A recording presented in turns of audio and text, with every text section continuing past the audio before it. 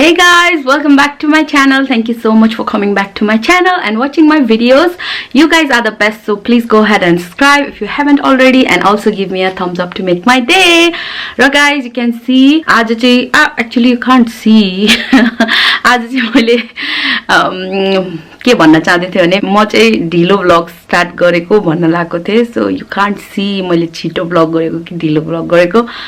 So या आज चाहिँ मैले ढिलो भ्लग स्टार्ट गरेको छु. र गाइज मैले इट्स बिन अ वाइल मैले भ्लग नै लाइक भ्लग क्यामेरा नै छोएको थिएन किनभने I had so many videos to edit. So I took a rest होइन भ्लगिङबाट, and I uploaded lots of wedding videos for you all होइन, मेरो बहिनीको र मेरो ज्वाइँको. सो या तपाईँहरूले हेर्नु भएको छ भने give me a thumbs up, हेरेको छैन भने definitely go head and watch, it's on my channel होइन.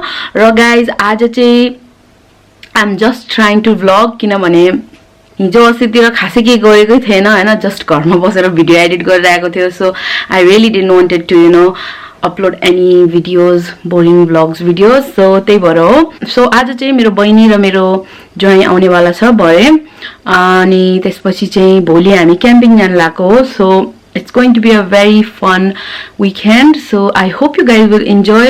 I will show you मैले के प्याक गरेको छु भनेर हैन क्याम्पिङ को लागि. लाइक सबै कुरा देखाउन नपाए पनि लाइक रफली यु क्यान सी के मैले प्याक गरेको छु भनेर.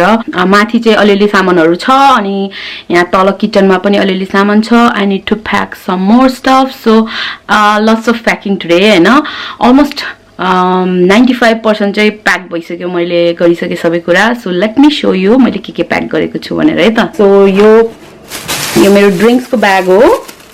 यहाँ चाहिँ ड्रिंक्सहरु हामीले प्याक गरेको छ. यहाँ चाहिँ आलु, पोर्टेबल ग्यास, कप्सहरु, अनि त्यसपछि चाहिने सामानहरु राखेको छ. अनि यो चाहिँ हाम्रो टेन्ट हो. यो चाहिँ 6 म्यान टेन्ट हो. भयो भने मेरो बहिनी अनि बहिनीको बुढा पनि यही टेन्टमा सुत्छ होला. अनि यो चाहिँ बारबेक्यू बनाउने भाँडा हो. So yeah I can't show you everything यो भित्रको किनभने मैले एकदम राम्रोसँग प्याक गरिसकेको छु. बाइ द वे यो चाहिँ इन्डोर डबल एयर बेड हो.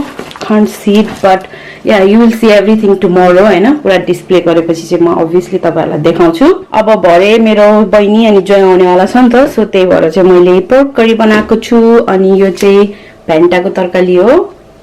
I don't know if you guys can see, तर यो चाहिँ मेरो आफ्नै रेसिपी हो and it is really delicious. यो पनि मेरो आफ्नै रेसिपी हो guys. मलाई चाहिँ एग करी अनि राजमा दाल दुईटै बनाउन मन लागेको थियो and I was like mix गरेर बनाइदिन्छु कस्तो हुन्छ, लेट्स सी भनेर बनाएको. and oh my god, I'm not even kidding guys, it tastes so good. Rajma, curry र egg, wow, it's just delicious. You should try as well हैन. Normal राजमा दाल बनाउनु हैन, मजाले टमाटर हालेर and then अंडा बोइल गरेर काटेर हाल्दिनु. It will taste so good. र यो चाहिँ फ्राइड राइस हो. राइस कुकरमा बनाएको मैले.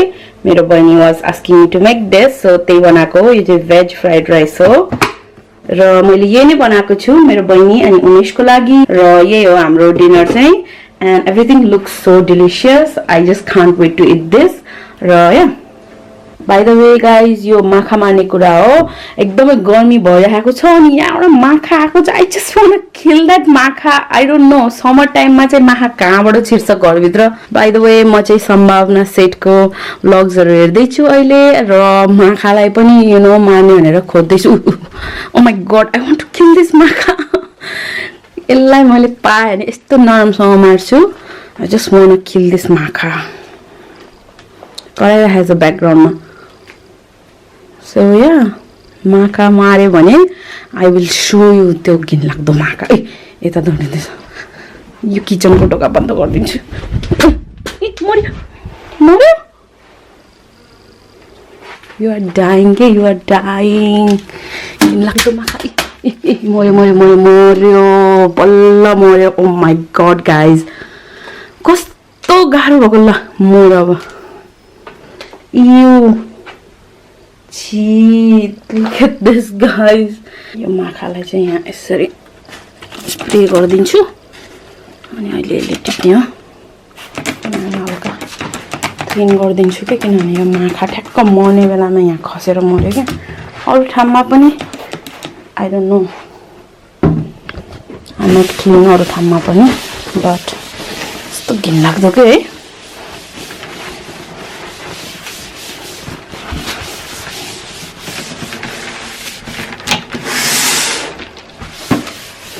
मिशन कम्प्लिट भयो के just finally I am so happy guys don't even know के कति साह्रो ह्याप्पी छु भनेर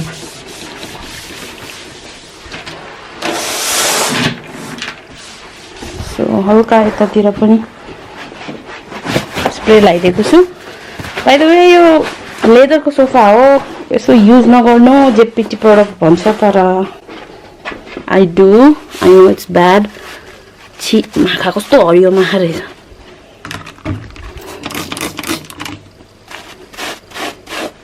ल एउटा काम चाहिँ भ्यायो जियोस् बल्ल मजा आयो यो चाहिँ यहाँ फाल्दिउँ हात धुन्छु अब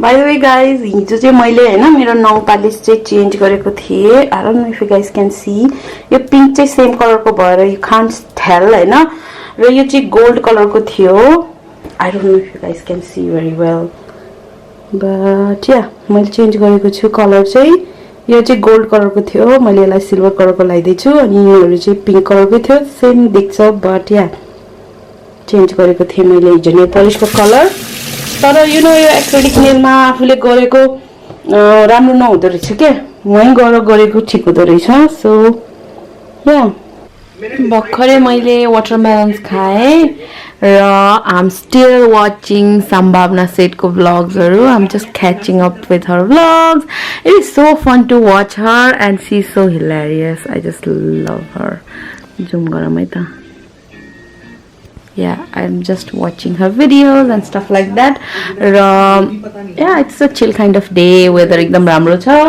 and aba chai ma gaera pani hanchu jun chai मैले फ्रिज मा राखेको छु एकदमै चिसो पानी so I'm gonna go ahead and drink some cold water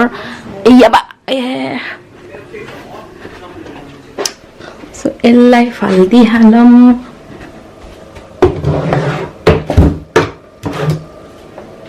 अनि चिसो पानी खाने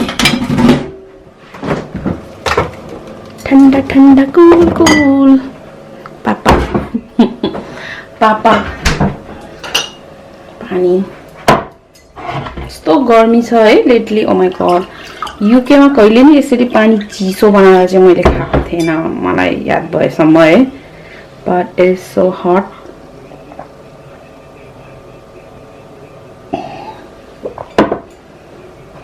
That was good.